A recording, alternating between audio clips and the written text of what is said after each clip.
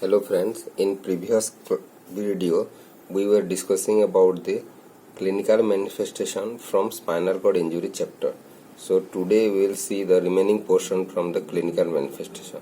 So first of all we will see the impaired temperature control.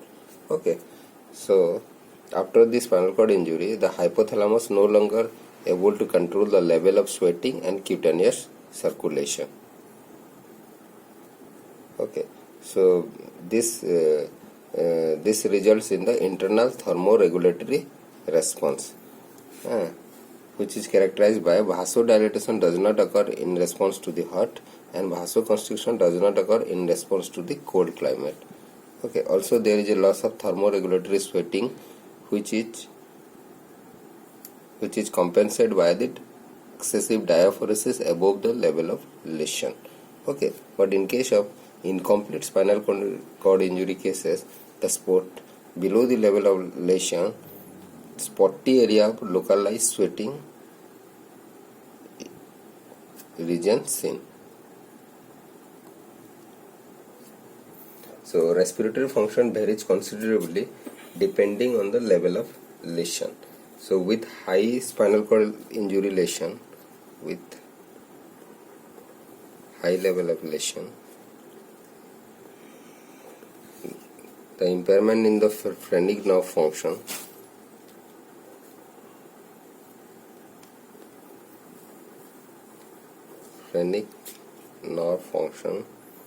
leads to the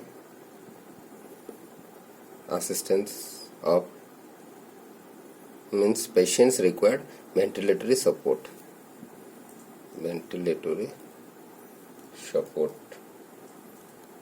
Okay, so the level of respiratory impairment depend upon the level of respiratory impairment depend on level of lesion, any premorbid respiratory condition, associated injury to chest wall,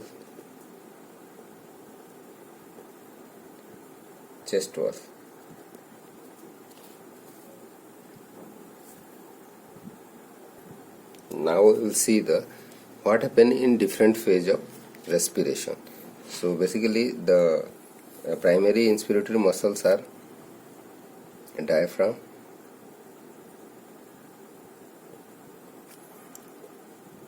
and external intercostal. Okay, when the diaphragm contracts and descend, the intercostal normally elevate the rib, which increases the epi and lateral diameter of thorax. Okay, so paralysis of the intercostal paralysis decrease chest expansion and lowered inspiratory volume. It decreases the chest expansion and reduces the inspiratory volume.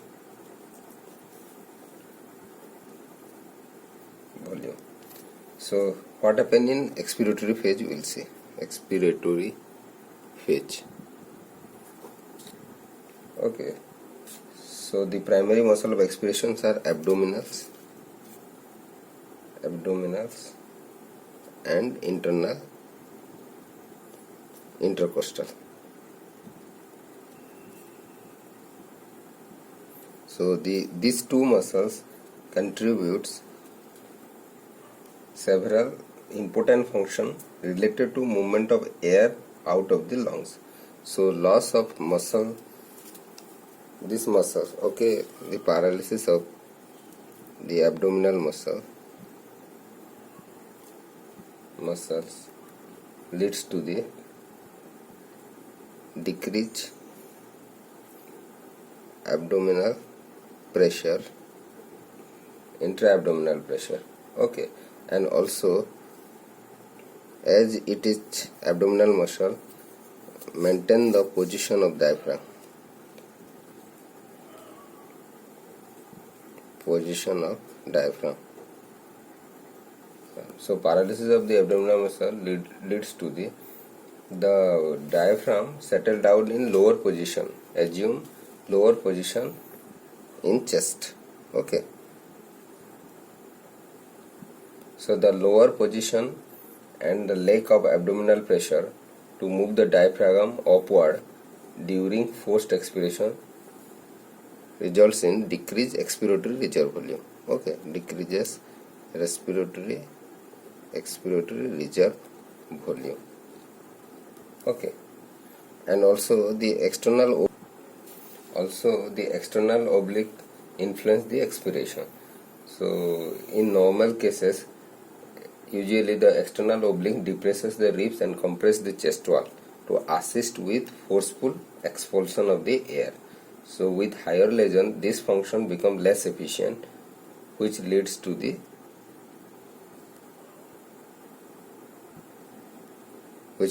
ineffective cough.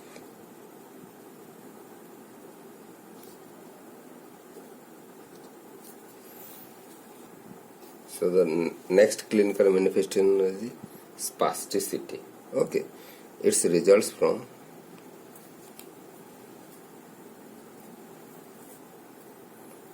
loss of control of the higher center on the intact reflex arc.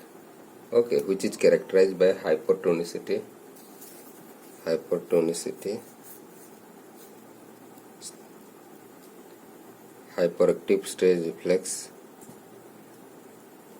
stretch reflex, and clonus. Okay, so the spasticity gradually increases during the first 6 months and become plateau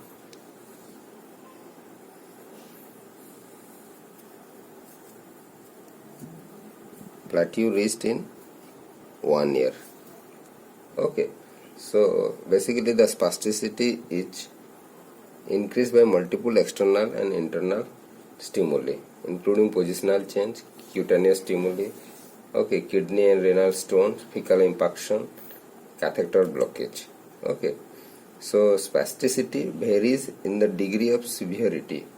Patients with minimal to moderate involvement learn to trigger the spasticity at particular period of time, which help in their functional activity. Okay, so when it will become very severe, it's hamper in the rehabilitation process. So to reduce the spasticity, basically medical need is taken. Okay, so in medical treatments, basically pharmacological treatment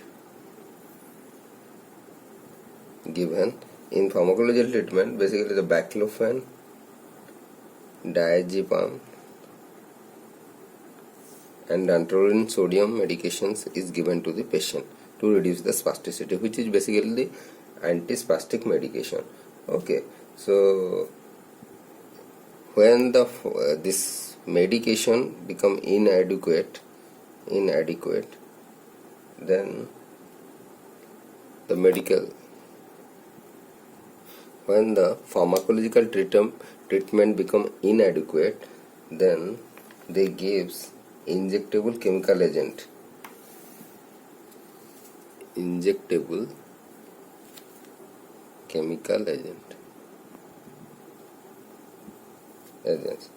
okay, which is your peripheral nerve block and intrathecal injection.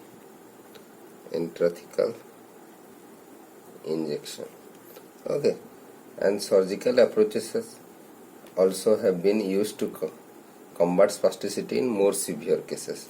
The surgical approaches are myotomy, neurotomy, and selective rhizotomy.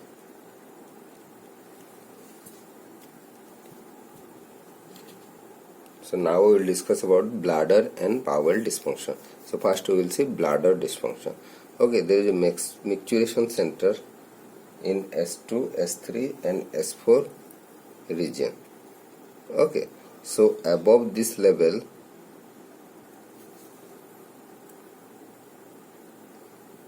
the lesion above this level leads to the UMN bladder or reflexive bladder, and below the level of S2, S3, S4 or micturition center leads to the LMN bladder or areflexive flaccid bladder, non-reflexive bladder. Okay, flaccid bladder also it is called as. So what happened in UMN bladder? UMN bladder contracts and reflexively empties in response to certain level of filling pressure. So basically it's happened above the level of T11, T12 vertebral injury. Okay, the reflex as is intact. So reflex emptying may be triggered by manual stimulation like stroking and kneading in suprapubic region.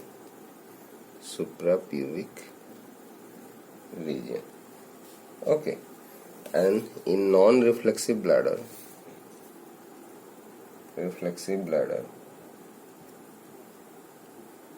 it can be emptied by increasing intra-abdominal pressure,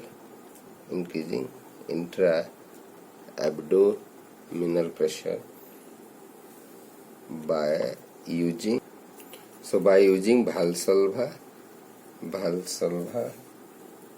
maneuver and Craig maneuver. Okay. So there are two types of bladder training programs are there. The bladder training programs are intermittent catheterization, which is basically used in human bladder or reflexive bladder. Okay, and the other is time voided program. Time voided program is used in your LMN bladder or non-reflexive bladder.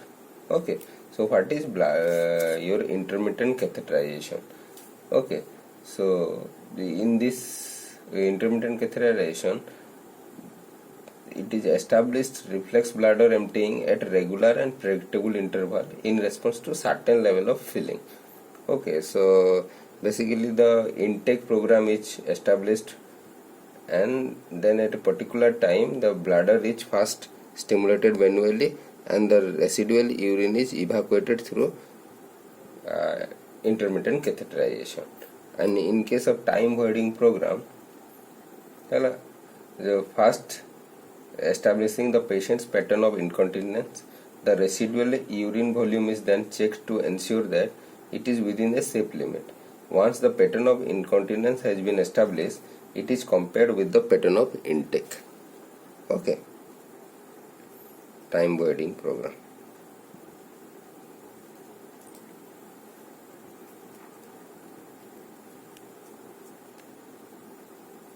So the bladder gradually trained to empty at regular and predictable interval. Now we will see about the bowel dysfunction. Again, this bowel dysfunction has been divided into two types. One is UMN, that is reflexive bowel, and LMN, that is non-reflexive bladder. So in reflexive bowel, digital stimulation technique is used. This digital stimulation technique leads to the peristalsis movement of colon, which help in the evacuations of the fecal material. Okay, but in case of LMN or non-reflexive bladder, okay, digital evacuation technique, manual digital evacuation technique is used.